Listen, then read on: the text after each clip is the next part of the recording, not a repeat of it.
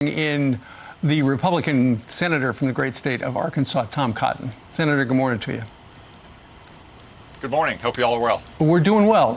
Thank you very much. You know, it was in the last week or two we had a conversation with you on this program where we were talking about how you felt that the Democrats at their convention missed the opportunity to denounce law and, you know, the lawlessness that we're seeing on the streets and the chaos and the violence as well. Well, now, as Kristen Fisher just said, finally, Joe Biden has similar language to Donald Trump. The president's supporters suggest that that's because of polling, and Mr. Biden is on the wrong side of the issue. He was until now. Is that how you feel? Yeah, Steve, we've had 4 months where Democrats have refused to condemn this kind of terrible anti-police rhetoric, signs calling for the police to be defunded or even attacked, and now we have the attempted assassination of 2 police officers on the streets of Los Angeles. Everyone condemns that, but look at what happened afterwards as well. You had BLM radicals protesting in the emergency room entrance of the hospital where those 2 police officers struggled for their lives, chanting, "We hope they die." That's the kind of movement that Joe Biden supports and has empowered. That's what the Democrats have celebrated and marched alongside for 4 months. People who go to a hospital where 2 sheriff's deputies are struggling for their life and chant, "We hope they die." That is disgusting rhetoric. We all, as a nation, ought to be praying for police officers every day to come home safe, and if they're injured in the line of duty, to survive their injuries. Yeah, it took 8 hours, but then the Biden campaign condemned the assassination attempts. I want you to hear the president outline his agenda yesterday in Nevada, and then I want you to comment. Let's listen. At no time before has there been a clearer choice between 2 parties, 2 visions, 2 philosophies, 2 agendas for the future. Joe Biden spent the last 47 years selling out America. He was offshoring your jobs, throwing open your borders, depleting our military, and sacrificing your children's future to China. I've spent the last 4 years bringing our jobs back to America, securing our borders, rebuilding our military, and standing up to China. So the one thing is pretty clear. We're in debt. The deficit's high. And every Democrat that comes into office wants to cut the military anyway. Now they got an excuse. And if you're in the military, you might not like this or that or the president doing X, Y, or Z. But there's no question he gave you the tools to once again defend the country, Senator. Yeah, that's right, Brian. After 8 years of devastating Obama-Biden cuts, the president has helped rebuild our military. And that clip also highlights a central issue of this campaign, China. This week is the 20th anniversary of Joe Biden voting to give permanent most favored nation status to China. Just think about that, most favored nation status to a communist country.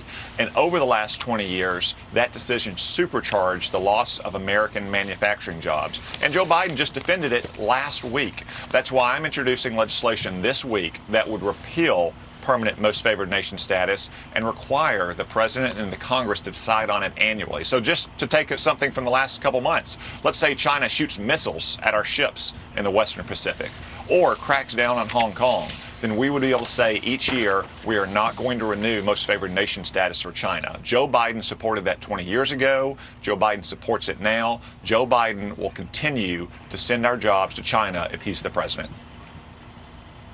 Senator, there's been a lot of talk this week and the week before, frankly, about this new Netflix film, Cuties. I just started watching it myself. I find it deeply disturbing. You've been a leader in urging the DOJ to investigate it. What's the latest on that, and what do you hope to achieve? Yeah, last week, Jed, I recommended the Department of Justice investigate Netflix for distributing child pornography. If you see the footage from this movie, it's pretty obvious to me that it comes close to, if it doesn't cross the line, into distributing child pornography under federal law. The images that you've all seen are very disturbing. There's no need for such images. I know the left and Netflix and Reed Hastings defend this as some kind of social commentary against the sexual exploitation of children. I find it a very peculiar kind of commentary, though, that uses sexual exploitation of children to comment against it, when in reality they're simply giving more images to child predators and to pedophiles across the country. Senator, let's shift gears and talk a little bit about what probably will be the biggest TV show of the week, and that is the season premiere of 60 Minutes last night. Bob Woodward sat down with Scott Pelley. A lot of the headlines we've already heard. The big one, though, was that just as the pandemic got going, the president had heard from his advisors it was going to be really bad, and he downplayed it. And then at the conclusion of 60 Minutes, Bob Woodward, who is, he's been a straight line reporter, made an editorial judgment, and he said that Trump is the wrong man for the job. What do you make of how Americans are going to watch that show and try to figure out what it all means to them?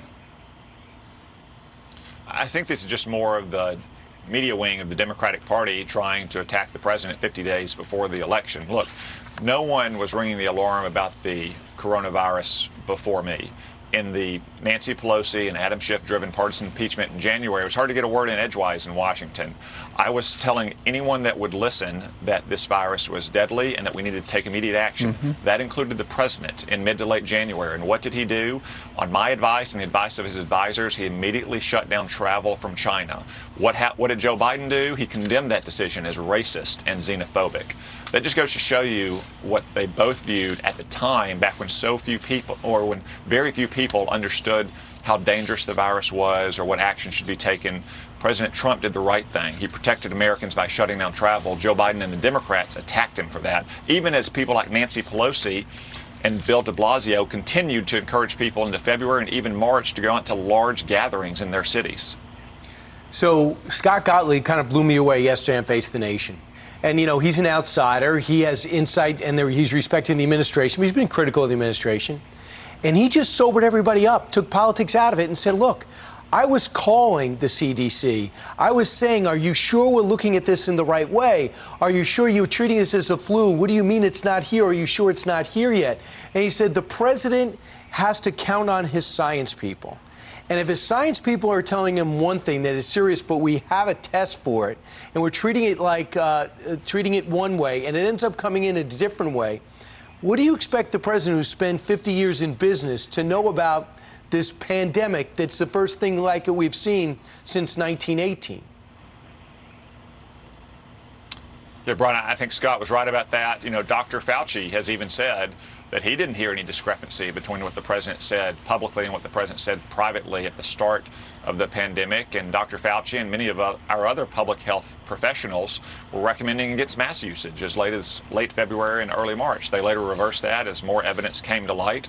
But the president was acting on the best advice of his advisors as early as January. I can tell you because I was part of those conversations about banning travel from China. Senator Tom Cotton, thanks for being here with us this morning on Fox and Friends. Always a pleasure to have you. Thank you.